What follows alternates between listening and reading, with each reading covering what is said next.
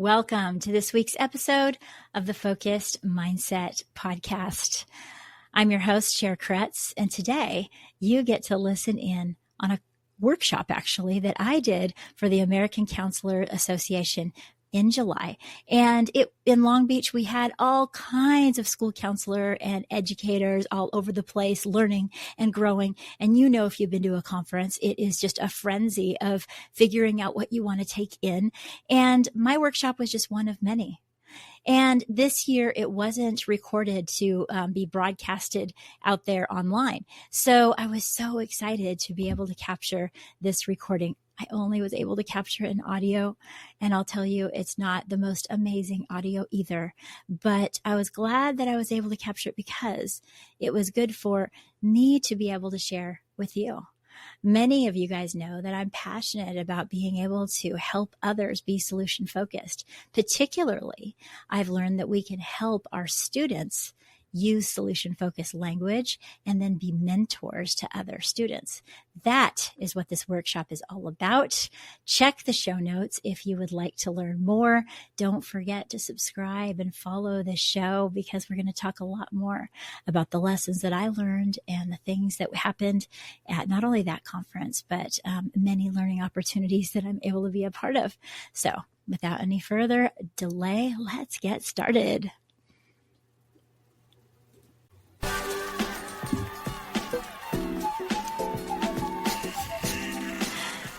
This is the podcast that we adjust our mindset so we can build strong connections and have amazing conversations using the solution-focused approach.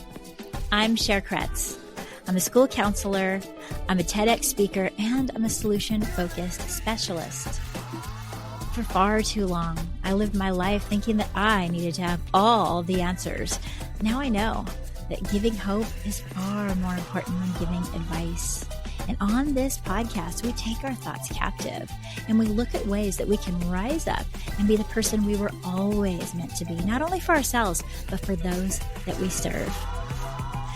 Now, you can jump over to our website, thefocusedmindset.com, to learn more about our products and services, or over to Amazon to get the journaling notebook, 30 Days to Higher Hopes. Let's get started. You guys, I am so excited to talk to you about this subject, and I want you to know that even though I'm talking about a program that is at my school, my hope is that you're able to personalize it for yourself, and for you to think about how you might, even on the smallest level, include students that you work with as mentors. Before we even get started, I just want you to picture a couple of students that you work with that you know are leaders, and they just are misunderstood. And when that student of yours pops in your mind, I want you to write it down. So you have names in your mind as we're going forward of students that just might benefit from a program like this. Might be a student you've been working for years. It might even be a past student, whoever that is. Write it down and think about that, because that's one way we can make this personal. Now, how many people do I have here that are from high school? All right. How about middle? All right. And my elementary folks? Woohoo. I've actually been a counselor for 20 years, and I've counseled at all levels, and I love all of them. I was at a middle college high school for 8 years, and I missed that in many ways. And then I was in middle school for 3 years. And then the remainder of those years have been in elementary.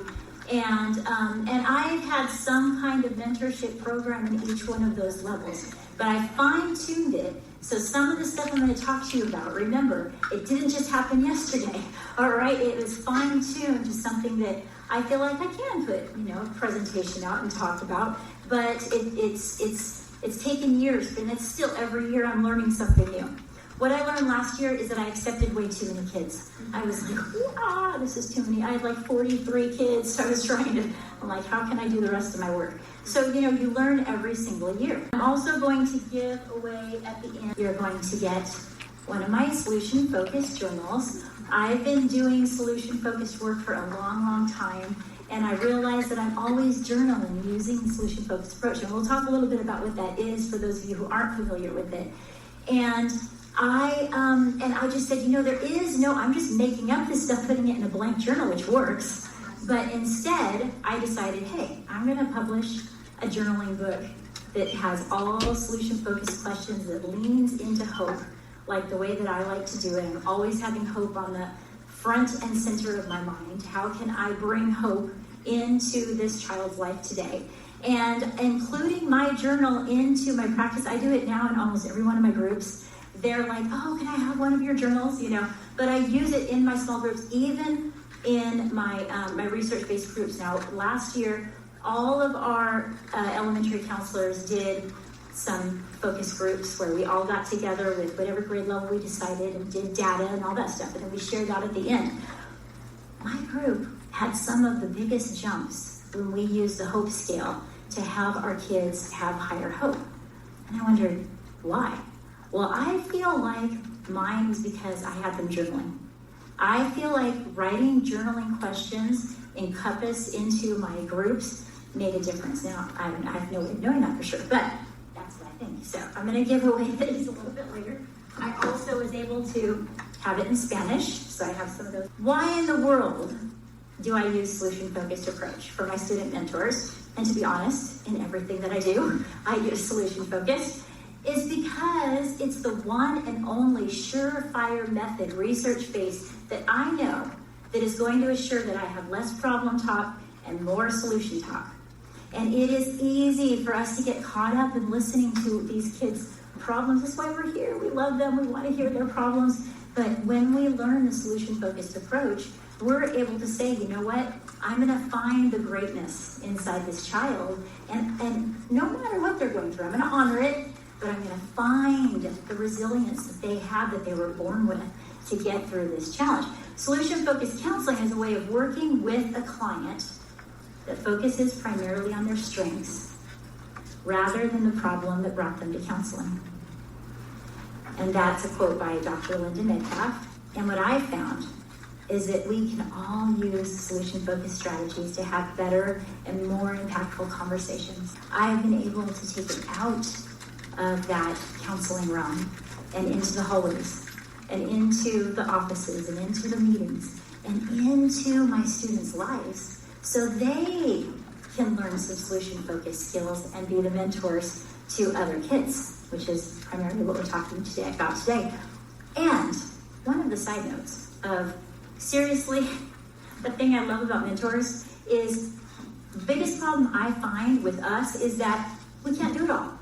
It's like, can you do this? Yes, yes, yes. And we feel like, yes, we need to say yes to all these things. It's like, it's humanly impossible to do all of the things every single year. And then we end up at the end of the year looking at everything going, okay, I'm just going to honor the things I did do, and I'm so glad. And there's a reason why that happens, because people come to us for a lot of different things. I've found, since we've had our MTSS meetings and our Tier 2 meetings, it's always the match fit for everything. It's always like, well, why don't you just put them in a counseling group? Well, you can take care of that. You can talk to them, can't you? And I'm like, okay. Well, this has been my best Tier 2 intervention that I have introduced to my school.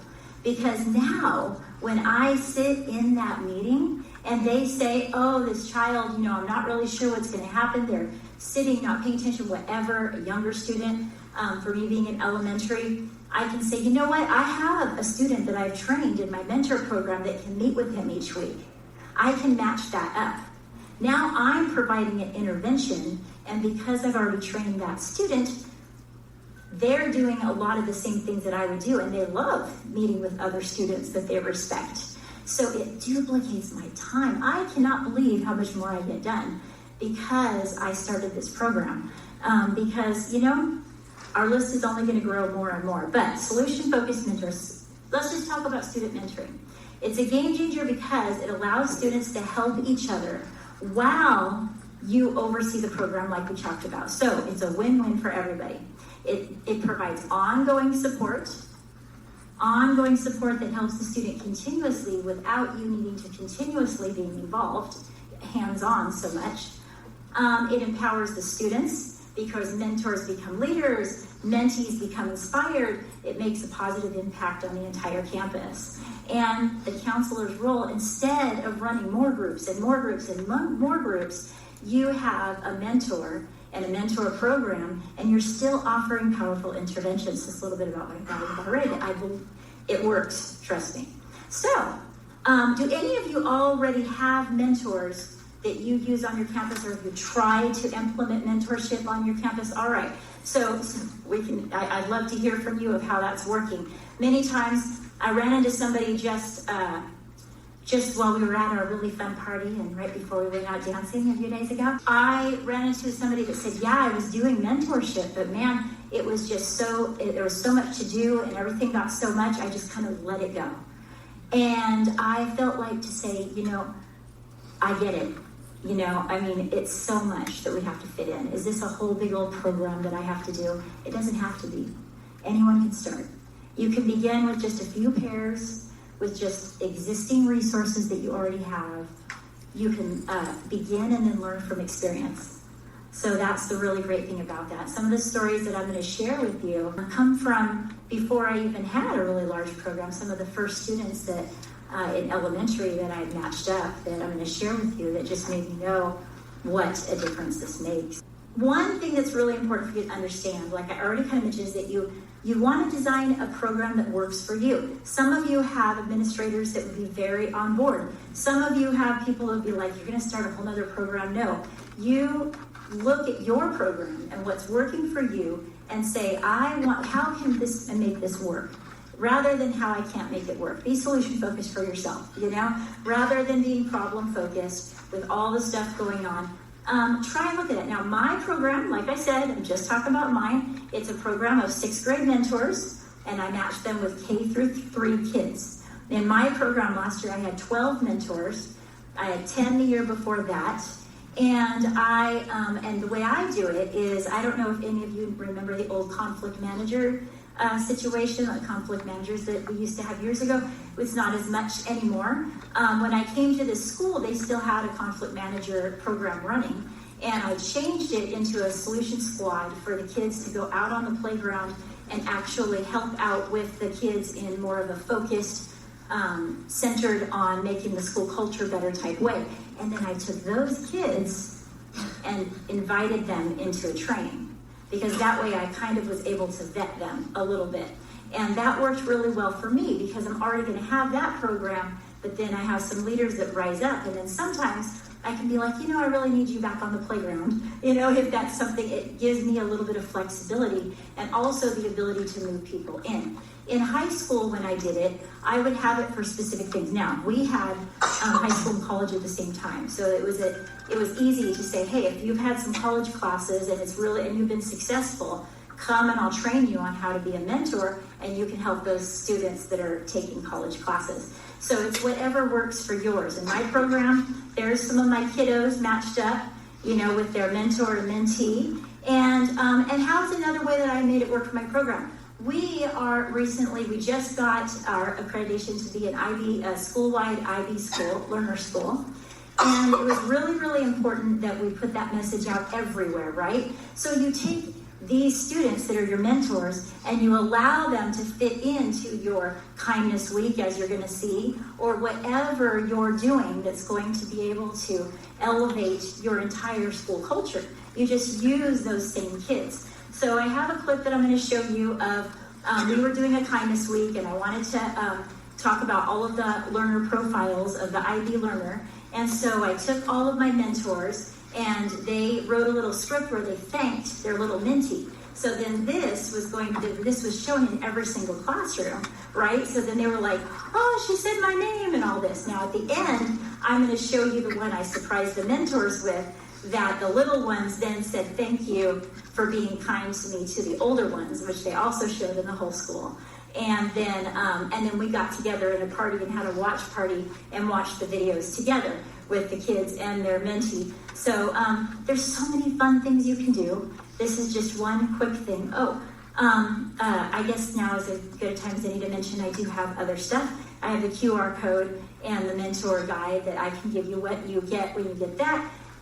is next week or so, I'll send you my lesson plans that I do for my Solution Squad and more details on how I train them, because we're going to get into that now, and it's on many other slides, but we're going to get into that, but not as much as I'm sure that you're going to want. So that's what's there. Hello, my name is Emma, and welcome to Solutions Through. Our Solution Squad mentors have a special message for all of our IB learners at Lincoln.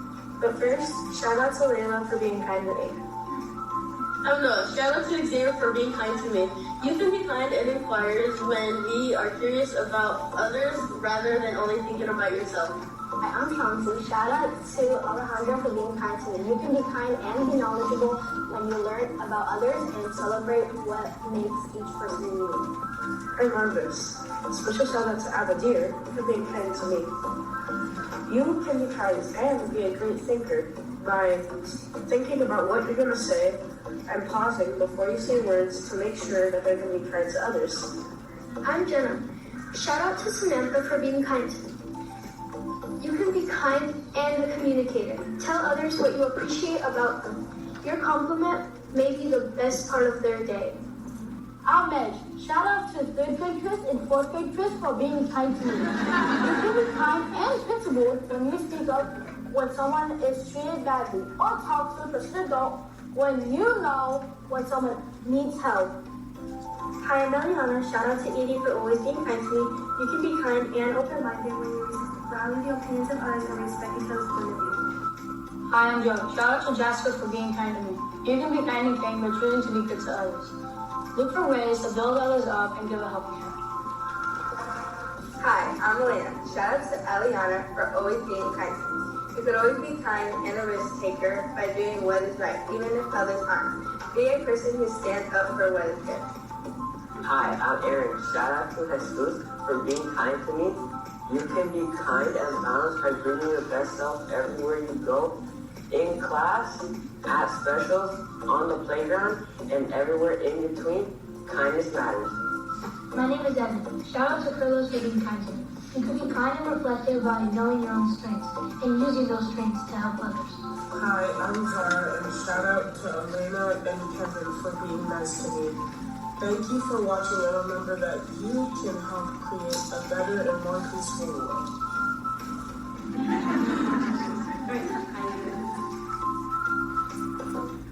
What is great about something like that is they were able to use it for the school-wide thing when they went ahead and got their IB profile. They were able to put that in our evidence that we're using it in counseling. They were able to show it. There is multiple reasons why, if you're going to have an all-encompassing school program, that then I use these mentors in so many different ways. When we have the kindness week, I had to go in for presentations at the end of this year. And I said, is it okay with 2nd grade if instead of going in and doing the one the district wants, that I bring in kids? So those very kids got to come into the 2nd grade classroom and help me. And I had each and every one of them, because it wasn't something the district, they wanted me to talk about there was too many kids acting amok on the playground. So they all shared a story from their own childhood. So powerful, so much more powerful than any story that I could come up with. Like, forget what I think, right? These kids come up and I said, what story do you want to share? Oh, one kid is like, you know what? One time I hit somebody on the head in line and they said who did it, and I never told, and they blamed it on another kid that always got in trouble and he got suspended. And I feel sad about that to this day. Can I please share that? I'm like, that's gold. Like, yes, share it, So it was so powerful to use these kids in a whole different capacity. Secondly, remember the 50-50 rule. Every single one of those kids that you heard talk, I could tell you stories about.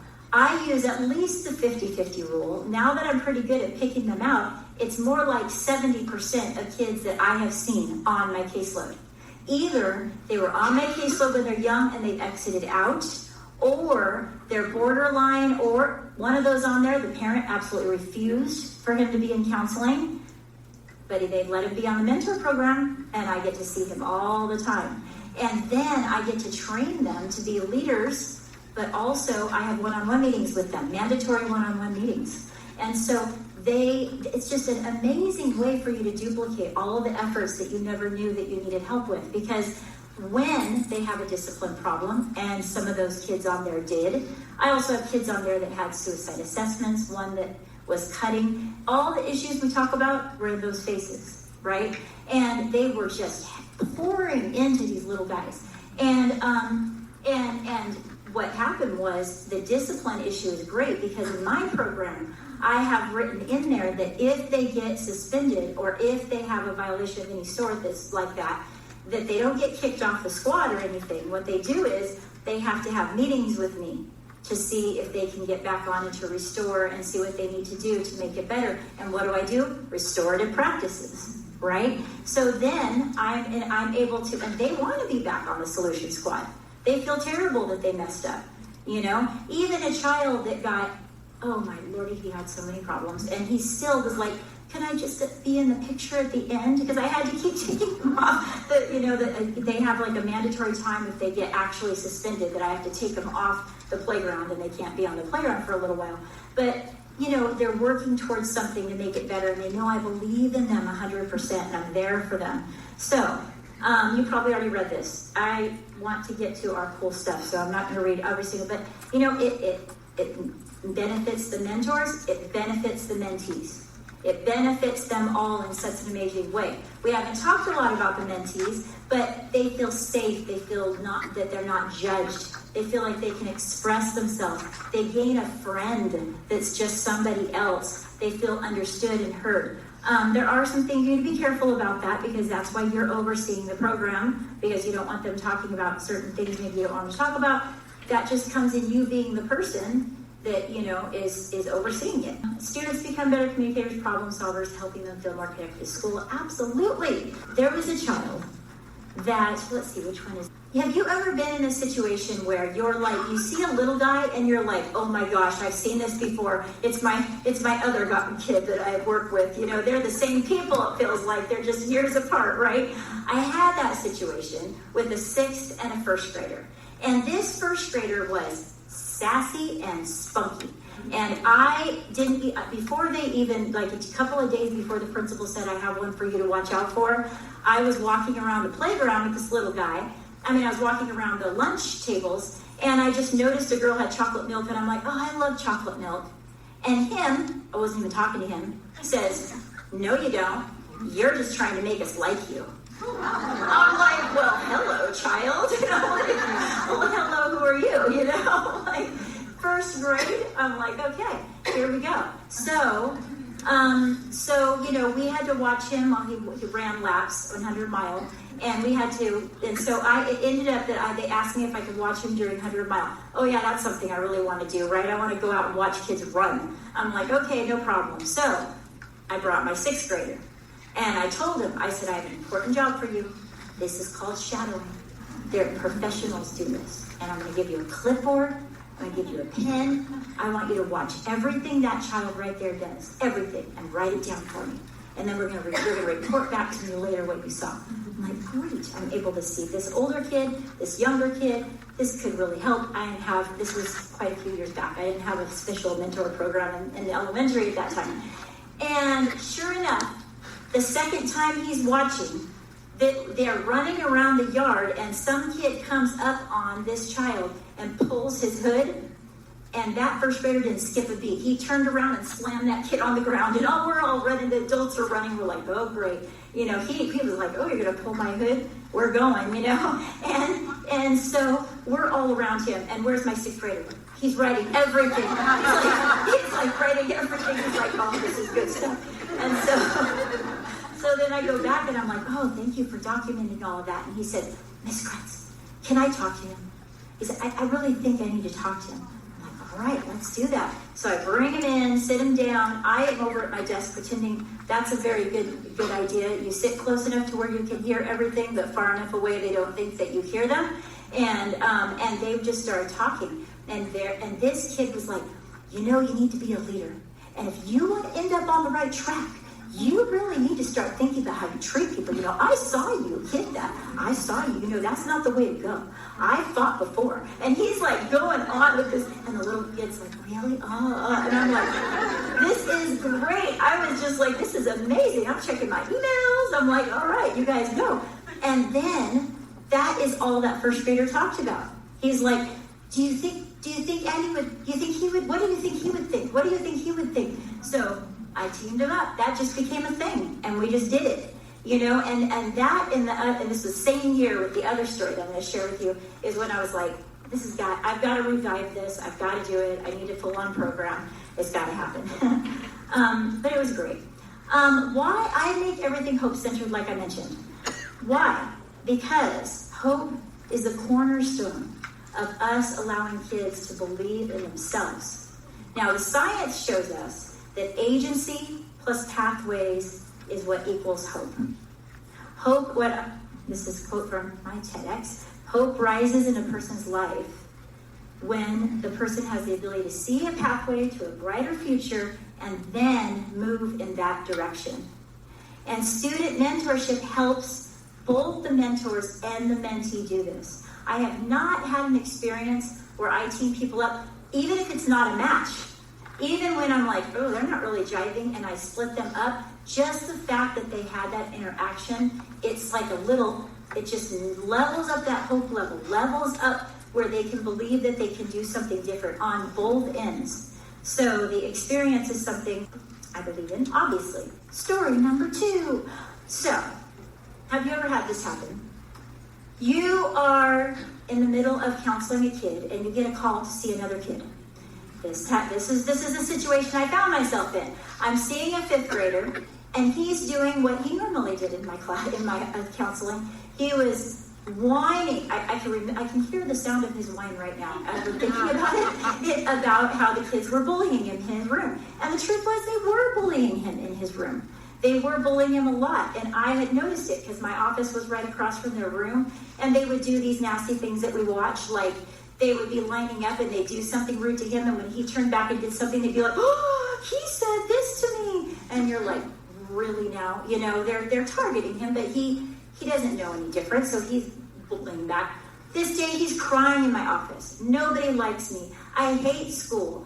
And his mom's calling me all the freaking time. No, I did dabba, right? And it's like, you guys can fill in the blanks. And I'm like, okay, So I get another call. There's a 2nd grader. He's having a panic attack. They're like, you got to go over there. I'm like, all right, dude, you're coming with me. So I just brought him with me over to the panic attack. And here he is on the picnic bench outside the classroom, just absolutely unconsolable. He's unconsolable. He's like, everyone hates me. I'm so ugly. Everyone hates me. He's crying. And this other kid, Jude, he's like, Miss Kritz, I got this. And I'm like, okay, you got this. I'm like, I don't know how this is going to be, but let's see. And he goes and sits down, and the same thing. It was like magic. He goes, you know what? No matter who you are, you matter. You need to know that you are cared about. I'm your friend. What's your name? I'll be your friend. And he just looked out, and he just immediately calmed down. And then this kid, I just said he was crying, whining in my office, right? He's like, let's change the subject. Do you like Marvel characters? Who are your favorite Marvel characters? Really? Me too. And I'm like, I could not have done this better. This is great, And they became the same thing. I set them up for weekly meetings, and for him, he helped out in the classroom because he couldn't be on the playground anyway. He was having so many problems. So he was the helper in the classroom during his lunch recess, and it was a beautiful pairing. I never got called from the parent again, except for to thank me for doing that. They said, oh, he loves coming. He can't wait to be in that classroom. Authentically, I didn't do much of anything except for have wide open eyes and see what needed to happen and do it, right? So, there's my 2nd story. There's so many, though. It's like for all of us, right? There's so many. That's why I wanted you guys to write down who pops into your mind, because there's so many opportunities for us to do this. Now, we're going to get into what I do for my training, all right? get into a little bit of the nuts and bolts a little bit. You don't have to do it like this. Do it your own way. I don't care. Do it just as long as you do it, right? But what I do is first I choose students. I choose students from my Tier 2 meetings, the Match Fit meetings, from data and risk factors. I sometimes match two kids that both have problems with their attendance, so I'm going to put them together. You know that little student that said 4th grade Chris and 3rd grade Chris? The reason why is because he was a mentor for me the year previous because his father had passed away when he was in 3rd grade. And the 3rd grade, at that time, 3rd grade Chris, his father passed away during that 3rd grade year, both of cancer. So I teamed them up, and he's all, can I keep being his mentor? So he was his mentor again in 4th grade because it was such a perfect pairing for them to be like, I know how that feels, to feel like no one knows how you feel when you lost your father. He does. So at risk factor, okay, so then I train them, right? So this takes the most time, but it's so worth it that I've developed a training that works for me. For me, it's solution-focused training. My first training with them is a circle. They all say why they're there, and the respect, and how we need to treat each other, and how we need to treat others, and why it's important to be in something like this. The second one is my conversation navigation training skills, which goes along with my gather, plan, start. It's my little solution-focused thing that I've kind of coined, and it's in my journal, and that I talk a lot about. But I train them in that method of saying, first, your job is to gather information. It's not your job. You're going to be helpful, you're going to be intentional, and you're going to listen, right? And I teach them about what questions they're going to ask with that. They're going to ask things like, what's on your mind? They're going to ask, I have a whole other slide about this, I shouldn't ramble on. And then I do weekly meetings, right? I do it as a group. So sometimes I get together with all of them and I read a story. And then I did this with high schoolers, actually. I read them a story and they love it. And then I said, get together and see what you think the lessons are in that. What's a life lesson in that? And then I either do circles or I allow them to go one-on-one in the space like that I provide for them. Maybe give them a blanket and they'll go sit. And I usually give them some prompts of questions they can ask if we're doing a one-on-one, or in-class help, if it's appropriate. And at the end of the year, we always have a huge celebration. And we invite the mentees and their mentors, and they just celebrate and have a great time. And then I usually also have a separate one for the mentors because they're my special guys that, and I give them all awards. I have the principal come in and say, thank you for your service, And these are all kids that don't get chosen, right? That's why my principal loves it. Because these are things that they don't normally get chosen for. They don't normally get this opportunity, most of them. Not all of them. Some of them I pluck right out of that leadership so they can, 50-50. They lean on each other, they learn from each other, all of that business. So, here's some more pictures from my stuff. And we already talked about this a little bit, but why the solution-focused approach again? Focusing on solutions, not the problem. Empowering kids to support each other in their growth. All right? And here's a little bit more about the solution focus. Gathering is listening to their information about the students and their challenges. We want them to quickly move to some type of focused planning or moving into a direction of movement. That doesn't have to be like we're doing a full-on SMART goal. Just asking questions, brainstorming of ways that they can address the issue. And then the next part is moving to start. What can you do to get started? What can you do to be that plan, to put that plan in action? How can I be your cheerleader? And so they learn this cycle. And sometimes, and I tell them, sometimes your student might have something they want to talk about that happened at home. But remember, then you're going to move on to these other questions. So it helps them stay a little bit out of the problem as well, because they have a solution-focused path to stay on. And then I tell them, of course, what we would all do is like, if something comes up, you come talk to me, blah, blah, blah, yada, yada. Of course we do all of that. Here is what's on your little paper here. And this is literally what I give them. Literally, they have a little thing like this. And every one of these areas, I do a little training on and a little role-playing with. And they go over it and practice it with each other. And deep dive and think about their own questions they might add. And then at the end, after their students leave, I call it Mentor Mondays. We always get together with the mentors on Mondays. And then afterwards, they come do a quick check-in with me. Hey, went well? What went well? What didn't go well? What happened? And so then they can feel like they have a personal check-in with me. And we talk about these 3 things over and over and over, and they never get sick of it because we all need refreshers. And they're not communicating like this all the time, but it becomes more of a habit, all right? I always also remind them, say hi to the kids when you see them in the hallway. When you see your person, be friendly to them, right? So every step of the way. Any simple steps you can guide, for any more than 3 steps, forget it. So if you guys don't use these 3 steps, find a 3-step plan. Because I have found that anytime you have 3, they can remember. I don't know, if people say that 5 works, I say stick to 3. So let's prevent. One thing we want to talk about before we get into having you guys participate a little bit is you do want to prevent some challenges. All right. One thing is you do want to have structured training.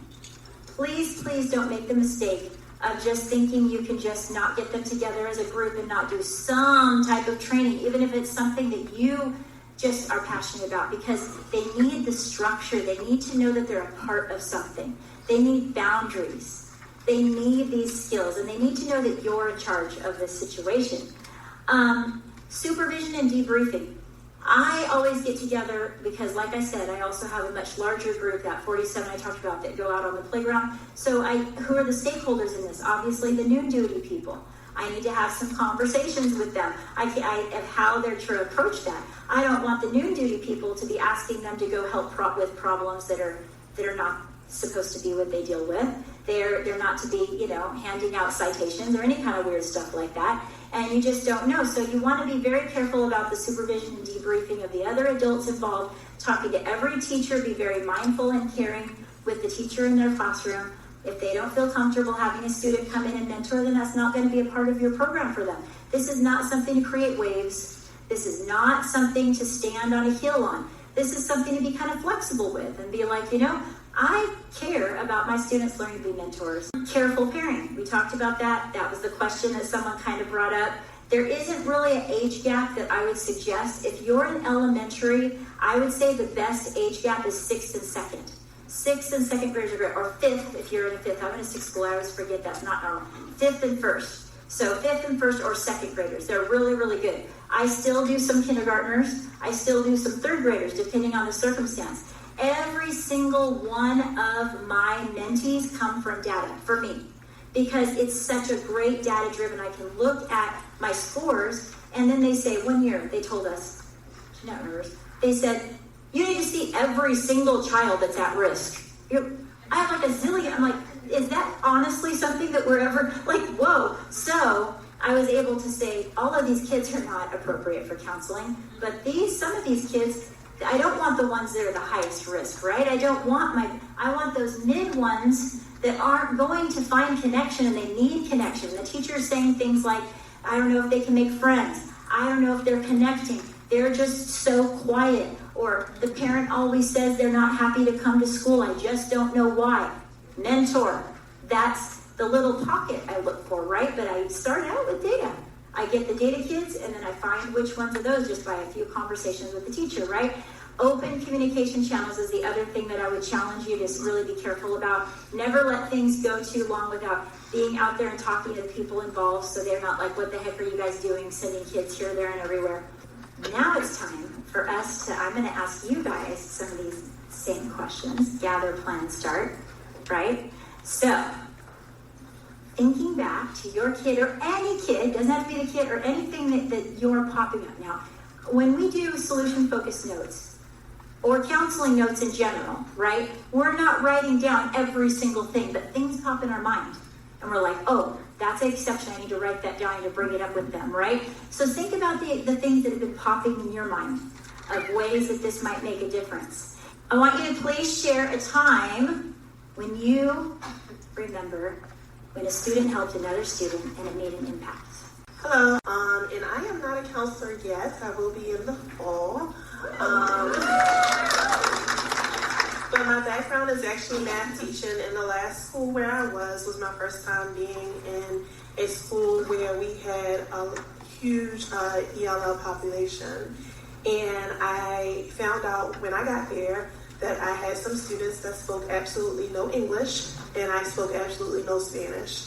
And I had a wonderful handful of bilingual students that were very helpful in translating like questions other students had. And I also had some students that were teaching me Spanish as well. So they were helping the students and helping me and really helping to create that classroom culture. What I remember is a sixth grader, I work in a middle school, 6, 7, 8, a sixth grader whose mom passed away unexpectedly in October. And so she was brand new to our school, so I still didn't, just getting to know her myself. And she had a book she had to read for English, and she just couldn't focus on it. And so the teacher sent her down to my office so I could help her. And as I was sitting there, I was clearly not making an impact. And another student who was an 8th grader happened into my office. She was a frequent flyer, a kid who needed a lot of support. And she's like, oh, I remember reading that book from Mrs. Shaw's class. And she sat across from the other student and read aloud to her. And the other student just soaked it up. And then full circle moment, the older student's mom just passed away unexpectedly this spring, right before school ended. And she came to school to visit me to just connect. And the other student who she had connected with in 6th grade happened to see her. And they gave each other a big hug and connected because they both had lost their moms as well. So it was just a really nice moment. That is so precious. Yeah, I mean, it's those moments, right? We don't even plan them. We don't even know they're going to happen. And they happen, and you just feel it. Okay, tell me about one student, rather than just a time, one student that pops in your mind that you think would benefit from being a mentor or a mentee, and give us just a really short reason why they popped in your mind. Thank you. I have a student who, he is a rising 5th grader, but he should be in 6th grade. He is very low academically. He sleeps a lot in class. However, his social skills are like on point. When you talk to him, it is like talking to a small adult. And like he always wants to know, like, hey, Miss Chloe, how's your husband? How you doing? And I'm like, my husband is an SRO at our school, and so that's where we met. But he's like, you tell Mr. Chloe yesterday. I was like, I will. But all I can think about today is him and how he would totally sit down with a younger kid and be like, man, you gotta stop sleeping in class. You're gonna miss everything. I miss everything. And my teacher gets annoyed with me. Like, I can just see him being there. And this would be such a great program for him to utilize those amazing people skills that he has. And the thing about that is that that's a hidden skill that's not valued in their everyday classroom. But that's the skill that will help him maybe be a counselor one day, you know? I mean, come on.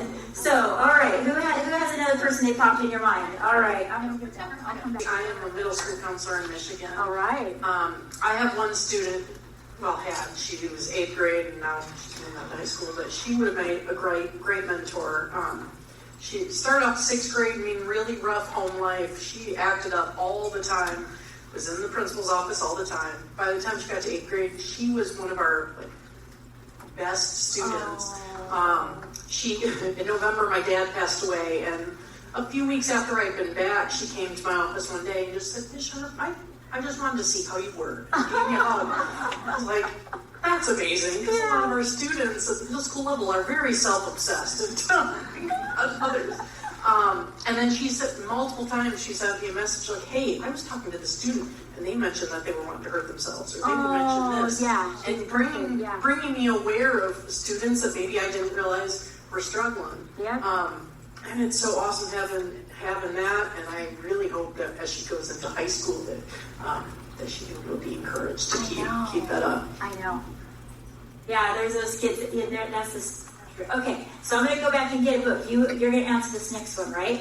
So, in what ways do you think you could do? What do you think you could do? Just an action step that you can do to get this started in the next following year. If you want to do it, what's something you thought of that you could? I think the first thing I'm going to do is meet with my admin and present it to them the program and what it looks like. I think they're going to be really excited about it because last year we had a lot of students and we're trying to think of creative tier 2 interventions. And you're right, they're always saying, put them in a group. So it'll be great to have another option. We have a lot of kids with strong personalities that are great leaders in the wrong ways. Yes. So I can't wait to present it to admin in the next couple weeks. Bring it to them. Bring it to them and email me and let me know how it goes. Those conversations are always fun. Seeing how they react to it. All right, who else thinks of something they could do? Yeah.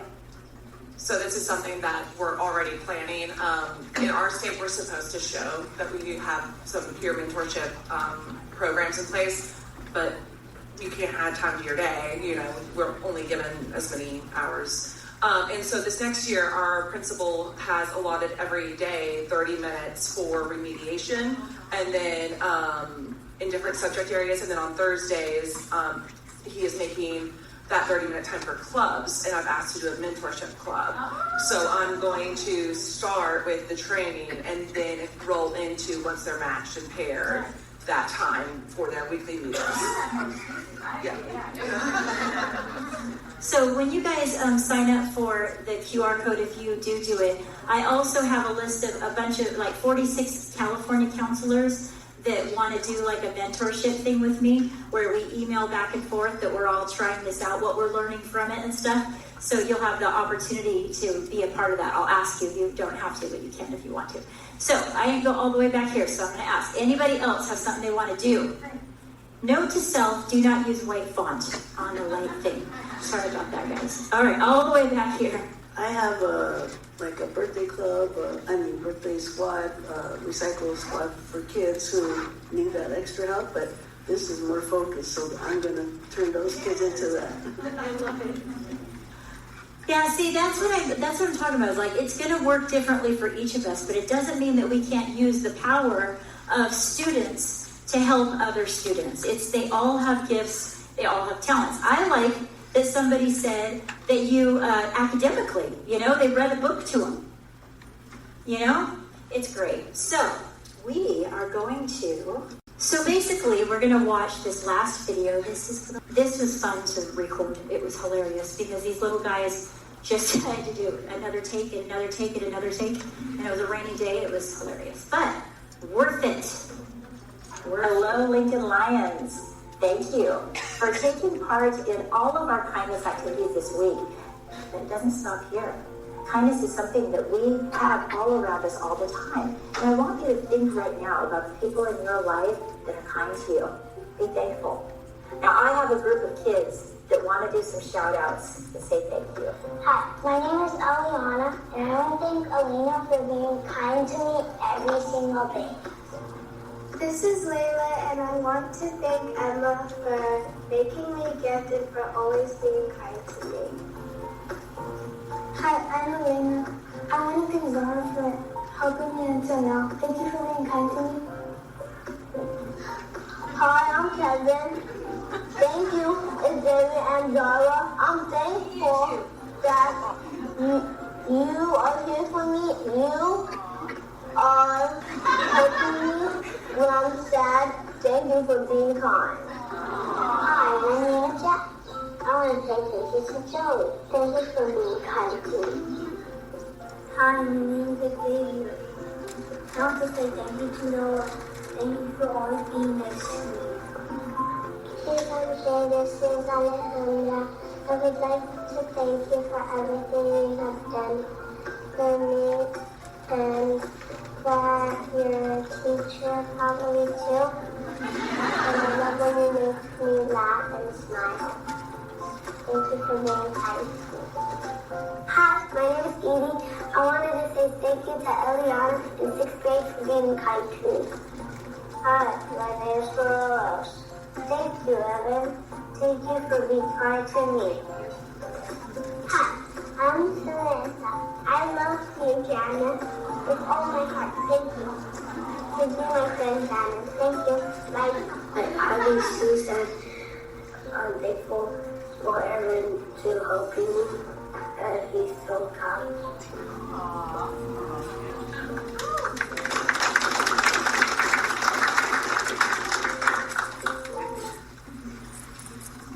last kid he was homeless and had to leave a few months after that. So I'm just like, hard. But anyway, so we, you can tell I'm excited about it. I love it. It makes my life so much easier. I have a lot going on, and this program duplicates my time like none other.